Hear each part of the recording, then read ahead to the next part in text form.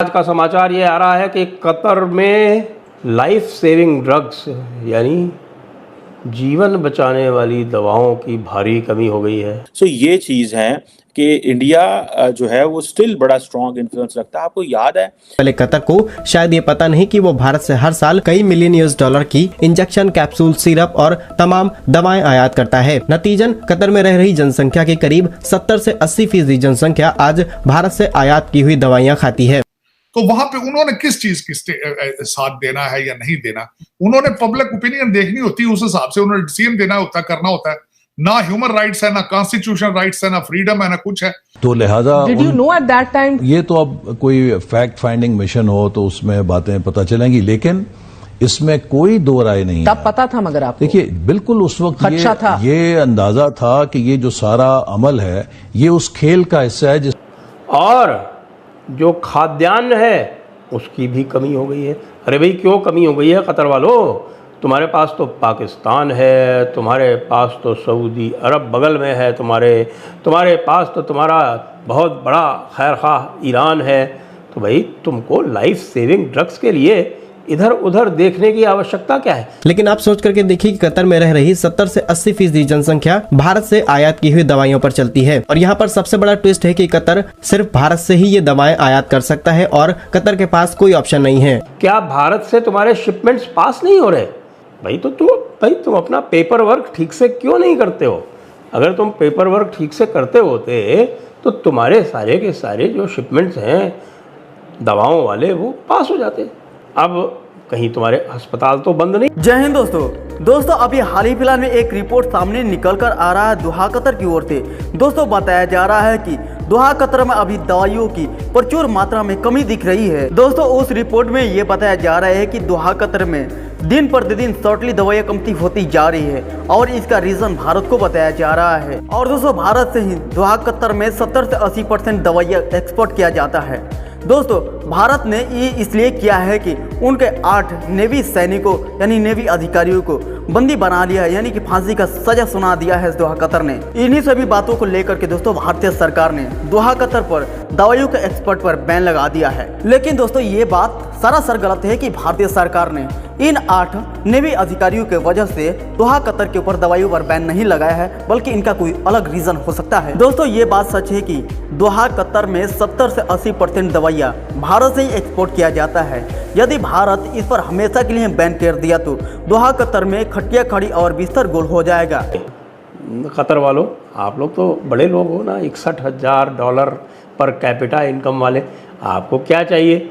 आपको life saving drugs मंगानी है तो भाई यूएस से मंगाओ ना भाई, अरे यूरोप से मंगाओ ना भाई, बड़े बड़े जितने भी हैं उनसे सबसे मंगाओ और मौज करो। ऐसी कौन सी दवा है जो आपको भारत से चाहिए और नहीं मिल पा रही है?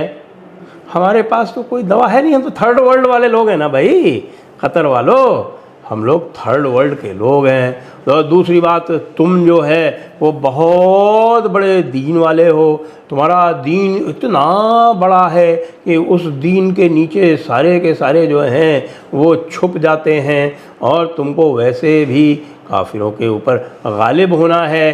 अरे ये तो तुम रोज़ दुआ करते हो ना, या खुदा हमें क़ौमुल काफिरून पर गालिब कर। तो भाई तुम गालिब हो ही रहे हो ना, तुम्हारे यहाँ तो गालिब ही है, तुमने किसी और को तो कोई राइट्स तो दे नहीं रखे हैं। राइट्स हैं अगर किसी के तो वो खतरी सिटीज़न के हैं, दूसरों को सिटीज़नशिप तुम देते नहीं हो। तो भाई अब क्या होगा कतर वालों? अगर लाइफ सेविंग ड्रग्स नहीं पहुंची तो तुम्हें 4 गुने 5 गुने दाम पर दूसरी जगह से लेना पड़ेगा। तो लो, तुम्हारा तो $61,000 है ना भाई पर कैपिटा, भारत की तो मुश्किल से $3,000 है। तो $61,000 वाले $3,000 को गिनते ही क्यों हैं? उनको तो इसको पूछना ही चाहिए, कुछ भी नहीं पूछना चाहिए। कश्मीर की आप बात करते ना, कोई एक भी कश्मीरी मुझे दिखा दो जो ये बोले कि मैं पाकिस्तान के साथ होना चाहता हूँ। वो चाहते ही नहीं पाकिस्तानियों के साथ। हम क्यों पीछे पड़े हुए हैं? उनको जहाँ छोड़ देना। तो यही मसला है कश्मीर का, फिर कश्मीर के पीछे लगा हुआ है। कश्मीर हमें कश्मीर का छोड़ देना चाहिए। हमें सिर्फ अपनी तरक्की नहीं संभाल रहा, हमें सिर्फ अपनी तरक्की की तरफ ध्यान देना चाहिए। वर्ल्ड बैंक से सबसे ज्यादा कर्जा लेने वाला मुल्क वर्ल्ड बैंक ने शामिल कर लिया, तो वहाँ पर इंडियंस की तरफ से न्यूज़ आ रही थी, इंडियंस कह रहे थे कि भाई जहाँ से तुम भीख मांग रहे हो, जहाँ से तुम पैसे ले रहे हो, वर्ल्ड बैंक का सीईओ भी हमारा है। वो कहते हैं गूगल के सीईओ, दुनिया को हम लीड कर रहे हैं, तुम लोग सिर्फ बातें करते हो कि जज्बा बड़ा, कहाँ है तुम्हारा जज्बा, सामने लेके आओ। ये कुछ भी नहीं है, बस बातें हैं ऐसे कि हम ये कर देंगे वो कर देंगे, रियलिटी इसमें बिल्कुल ज़ीरो है, कुछ भी नहीं है। हम बिल्कुल पीछे हैं और हमारा जो मेन है, हम बिल्कुल ना मॉरली और मॉरल हमारा बिल्कुल डाउन है और हम एथिकली बिल्कुल पीछे हैं, ठीक है ना। जस्ट बातों में ही हम ये सारा काम चला रहे हैं कि इसको ये कर दो वो कर दो, हम कुछ भी। और इंडिया ने बिल्कुल ग्राउंड लेवल पे काम करके और वो ऊपर इसलिए ऊपर गए हैं। आज उनकी आईडी देखें, जी बिल्कुल, इसलिए कोई भी चीज़ दे बिल्कुल ये 300 यूनिट फ्री कर दी हैं हर घर में। हमारे कौन से सूबे में ऐसा हुआ है? बिल्कुल सही हो गया, बहुत शुक्रिया यार। करती है हमारे पासपोर्ट की वैल्यू से। हम जब फॉरेन कंट्रीज जाते हैं तो हमारी रिस्पेक्ट क्या की जाती है, हमारे पासपोर्ट की क्या वैल्यू है, क्या कहना चाहेंगे इसके ऊपर? पासपोर्ट की हमारी ये वैल्यू है। अभी रिसेंटली मैं कुछ 10 दिन पहले एक ओमान गया हूँ, ठीक है। और वहाँ पे बेसिकली जो बांग्लादेशी है ना, ठीक है, वो हमें छेड़ते पाए कि हमारा टका अब तुमसे ऊपर है। ये इसमें कोई झूठ भी नहीं है। पहले कभी हम कहते थे ये 2 टके का इंसान है, यानी बंगालियों को कहते वो हैं। हमें कहते हैं कि 2 टका हमारा ऊपर है। अब तो मुझे रिसेंटली लग रहा है अगवानी भी हमसे जो है वो अगवानी मिलते हैं, वो कहते हैं थोड़ा सा है जो 100 साल हमारी रुपी तुम्हारे से ऊपर तकड़ी ऊपर होगी। लंका हमारे से बेटर है। इंडिया की बात करें, आज वो कहाँ से कहाँ चला गया। इंडिया के साथ आपका कम्पीट बनता ही नहीं है, वो तो आप लफ्जी बातों में कर लें। इकॉनमी की कंडीशन में बात करें या पासपोर्ट की वैल्यू की बात, पासपोर्ट की वैल्यू तो बहुत है, इंडिया के साथ आपको बहस बनती नहीं है। अब इंडिया के बहस बनती, ये मैं इस चीज़ से थोड़ा सा डिसएग्री करता हूँ। नो डाउट कंपटीशन नहीं बनता, लेकिन ये सोचने वाली बात बनती है कि कैसे आगे, यानी हम इतनी आसानी से कह के जान छड़वा दें कि उनके साथ कंपटीशन नहीं बनता। ये एक साइड पे हम कहते हैं कि हम नंबर 1, ये नंबर 1, वो जज्बा और ये सारा कुछ। और जब हम बात करें इकोनॉमी की, यानी ऑथेंटिक बात करने तब के भाई उसके साथ आपसे वही तो बात कर रहा हूँ। आप जज्बाती होकर बात कर रहे हैं, मैं आपको कह रहा हूँ आप अपना कंपेयर कर रहे हैं इंडिया के साथ। आप अपने आप को इंडिया के साथ कंपेयर नहीं करें। वो बहुत स्ट्रॉन्ग इकोनॉमी है। आपकी जीडीपी कहाँ खड़ी हुई है, उनकी जीडीपी कहाँ पे है, उनकी बजटिंग कहाँ पे है, उनका ओवरऑल इन्फ्लेशन कहाँ पे है, हमारी इन्फ्लेशन का। हम उनके एज अ रेशो बात करें तो हम तो उनसे कम्पीट ही नहीं करते। हम अपने आप को कम्पीट करना, हम अफगानिस्तान से कम्पीट कर ले, हमने कम्पीट करना लंका से कम्पीट करें अपने आप को। अगर पासपोर्ट एल्यूशन आपने देखनी है ना, तो आप कर रहे हो, आप कहो जी पाकिस्तान बैठ के अमेरिका से मुकाबला करने लग जाए, तो यही सिचुएशन इस टाइम ये है कि पाकिस्तान और इंडिया का कंपैरिजन इसी तरीके से नहीं बनता। आप कर नहीं सकते। आप करो तो बेवकूफ़ हो ना आप। अब मैं मोबाइल वाले पाकिस्तानी कहना कि दिल में कहूँ मैं पाकिस्तानी हूँ, पाकिस्तानी के तौर तरीके में बोल दूँ कि नहीं जी पाकिस्तान बहुत ऊपर है, इन नेचुरल हम बर्दाश्त कर रहे हैं भाई। ठीक हो गया। हम उसको फेस कर रहे हैं। अपनी खामियों को जानेंगे, अपनी खामियों को एक्सेप्ट करेंगे। जैसे भाई बात करें, मैं 100% एग्री करता हूँ, तो ही शायद हम आगे बढ़ पाएंगे। लेकिन अगर जज्बाती बात करेंगे, नहीं नहीं हो इसने तो पाकिस्तान के अगेंस्ट बोल दिया, इसने कह दिया इंडिया आगे है, ये तो गद्दार है, इंडिया का एजेंट। नहीं, जहाँ पे कुछ बेहतर है उसे अप्रिशिएट करने की जरूरत है और सीखने की जरूरत है। सर आगे कैसे चला गया आपका खाना? आगे हम ज्यादा टाइम ही लेंगे। अच्छा फिर ठीक है, फिर गप लगाते हैं। क्या कहेंगे वो कैसे? अब अफगानिस्तान की बात कर लें, बांग्लादेश की बात कर लें, इंडिया की अगर बात कर लें, ये जितने भी हमारे इर्द गिर्द कंट्रीज हैं, कैसे आगे चलेगी? एक टाइम पे हम सब कभी एशियन टाइगर हमें कहा जाता था या हम खुद को ही कह देते थे, आज हम कह रहे हैं कि इंडिया से कंपेयर। मुझे जो पर्सनली जो मुझे फील हुआ है ट्रैवल करने के बाद, चीज़ें देखने के बाद, कि वो खुददार कौमें हैं। सेल्फ रिस्पेक्ट है उनमें, सेल्फ रिस्पेक्ट है, उनको मांगना नहीं पसंद, उनको मेहनत करना पसंद है। हम में खुददारी खत्म हो गई है।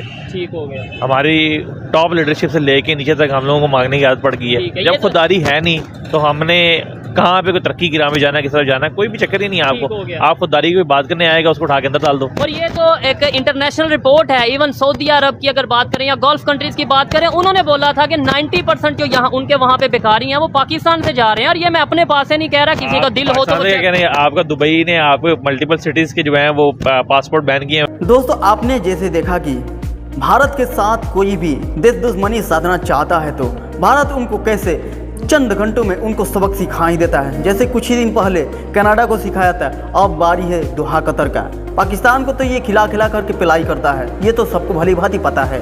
दोस्तों पहले कुछ इस तरह का कंडीशन था कि यदि कोई पाकिस्तानी हमारे सैनिकों पर गोलियां चला दे रहा था, तब भारतीय सरकार ने उस टाइम कुछ नहीं कर पा रही थी, यानी बातों को टाल दे रही थी। लेकिन रिसेंटली जो भारतीय सरकार है इन पाकिस्तानियों को खिला खिला कर पलाई करती जा रही है, या फिर पाकिस्तान के अलावा जितने भी दहशतगर्दी देश हैं या फिर इनके कोई भी दुश्मन देश हैं, उनको अच्छी तरह से पलाई करती जा रहे हैं, उनको सबक सिखाते जा रहे हैं भारतीय सरकार ने। दोस्तों अभी हाल ही फिलहाल बीते कुछ ही दिन पहले कनाडा को भारत ने अच्छी तरह से पलाई कर दी, ये तो सबको भली भांति पता है। अब बारी है दोहा कतर की पलाई करने का, क्योंकि दोस्तों दोहा कतर ऐसे नहीं बल्कि बहुत साल पहले से ही भारत के ऊपर नजरें बनाए हुआ है दुश्मनी साधने के लिए, और भारत को देखकर जलता भी ईर्ष्या करते हैं दोस्तों दोहा कतर। लेकिन दोस्तों ये दोहा कतर जो है कनाडा की तरह इनको भी भारत बुरी तरह से सबक सिखा देगा। इस बार कतर सीख भी जाएगा, इसमें दो राय नहीं है।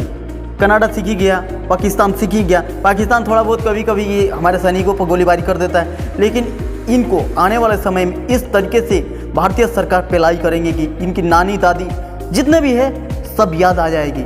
अभी तो इस पर नजर बनाया हुआ है दोहा कतर के ऊपर, अब पेलाई करने की ने लगा हुआ है। अब देखिए कब तक से भारतीय सरकार ने इनको अच्छी तरह से पेलाई करके छोड़ दे रहा है। तो दोस्तों अभी के लिए बस इतना ही, मिलते हैं कोई अगले वीडियो में। यदि वीडियो अच्छा लगा तो वीडियो को लाइक कर लीजिएगा, और चैनल पर पहली बार है तो इस चैनल को सब्सक्राइब कर लीजिएगा, ताकि मैं भी मोटिवेट हूँ और आपके लिए ऐसा ही मजेदार वीडियो लाते रहूँ। तब तक के लिए जय हिंद, जय भारत।